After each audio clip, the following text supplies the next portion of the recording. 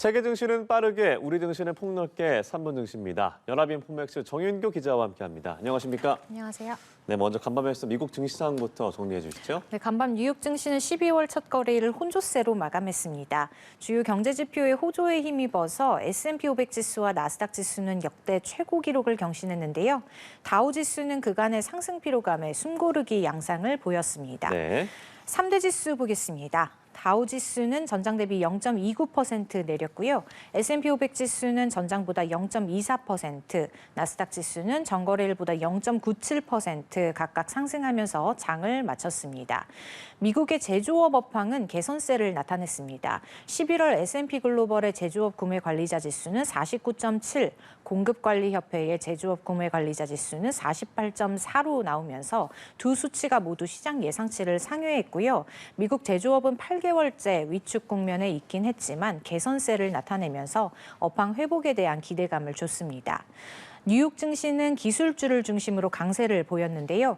엔비디아는 0.27% 오르는 데 그쳤지만 반도체주가 대부분 상승하면서 반도체주 모임인 필라델피아 반도체 지수는 2.6% 뛰어올랐고요. 테슬라는 투자은행 로스엠KM이 투자 의견을 중립에서 매수로 상향하고 스티펠이 목표가를 상향한 영향으로 3.5% 급등했습니다. 또 간밤 나스닥 지수의 상승에 크게 기여한 종목 중에 서버 제조 업체 슈퍼 마이크로 컴퓨터를 빼놓을 수 없는데요. 슈퍼 마이크로 컴퓨터는 회계 부정 조사 결과 어떤 부정행위 증거도 발견되지 않았다고 밝히면서 주가가 30% 가까이 폭등했습니다. 네. 또 간밤에는 연준 고위 관계자의 공개 발언도 있었다고 하는데 어떤 발언이 나왔나요? 네, 간밤에는 연준의 2인자로 꼽히는 크리스토퍼 월러 연준 이사가 공개 연설에 나서면서 시장의 이목을 끌었습니다. 월러 이사는 일단은 이달 금리 인하에 찬성한다고 밝혔습니다. 미국의 통화 정책이 충분히 제약적이고 고용 시장은 균형을 유지하고 있다고 판단했고요. 인플레이션은 연준 목표치인 2%로 계속 둔화할 거란 예측에 근거할 때 12월 금리 인하를 지지하는 쪽으로 기울고 있다고 했습니다. 다만 단서를 달았는데요. 월러 이사는 향후 경제 지표가 어떻게 나오느냐에 따라서 금리 동결로 입장을 선회할 수 있다고도 덧붙였습니다. 네. 연준 인사들은 도널드 트럼프의 대선 승리 이후 통화 정책과 관련해서 신중론을 펼치고 있는데요. 라파엘 보스틱 애틀랜타 연방준비은행 총재도 이날 공개 발언에서 12월 회의가 미리 정해진 거란 생각으로 임하지 않을 거라고 했고요. 앞으로 돌아올 중요한 지표가 있고 자신은 선택지를 열어두고 있다고 말했습니다. 이제 시장의 시선은 오는 6일 공개될 미국의 11월 고용 지표로 옮겨가고 있는데요. 11월 고용 지표는 이달 금리 인하 폭을 결정할 핵심 변수 중 하나가 될 전망입니다. 네, 이번 주 날 고용 지표를 저희가 살펴봐야겠군요.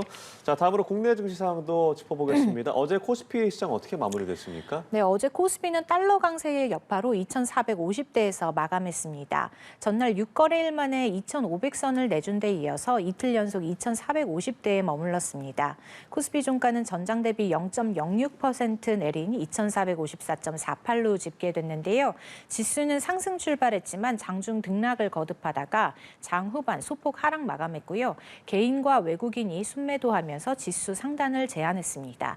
11월 수출 증가폭이 시장 예상치를 하회하면서 경기 둔화 우려가 커지자 시장 심리가 냉각된 영향이 컸고요. 달러 강세가 심화하면서 외국인의 국내 주식 매도세도 계속됐습니다.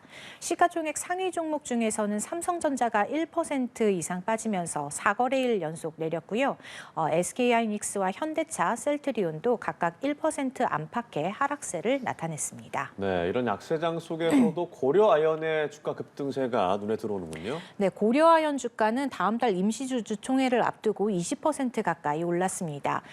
다음 달 임시주총을 앞두고 경영권 분쟁 중인 MBK 영풍연합과 고려아연의 장내 지분 매집 경쟁이 한층 더 치열해질 거란 전망 때문이었는데요.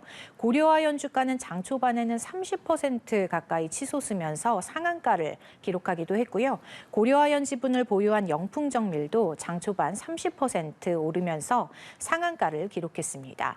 장마감 때는 고려아연과 영풍정밀 모두 상승폭을 축소했고요. 고려아연이 20% 정도, 영풍정밀이 14% 정도 상승으로 거래를 마감했습니다. 고려아연 주가는 지난달 26일부터 어제까지 5거래일 연속 급등하면서 주가가 56% 올라섰고요. 임시 주총 일정은 오늘 확정될 예정입니다. 네, 그리고 가상화폐 관련주도 일제히 올랐죠. 네, 그렇습니다. 더불어민주당이 정부 여당의 가상자산 과세 유예안에 동의하자 가상화폐주가 상승했습니다. 더불어민주당이 당초 내년 1월 1일부터 과세하기로 한 기존 방침을 졌고 정부 여당의 2년 유예안을 수용하면서 가상자산 과세는 2027년까지 미뤄졌고요. 투자자들이 환호하면서 관련주는 동반 강세를 나타냈는데요. 한화투자증권 우는 8% 가까이 급등했고요. 한화투자증권도 2% 가까이 올랐습니다. 코스닥 시장에선 우리기술투자가 8% 넘게 치솟았고 T사이언티픽 주가도 1.6% 높아졌습니다. 네, 알겠습니다. 오늘 말씀 여기까지 들어보죠. 3분 증시 연합인포맥스 정윤교 기자와 함께했습니다. 고맙습니다. 고맙습니다.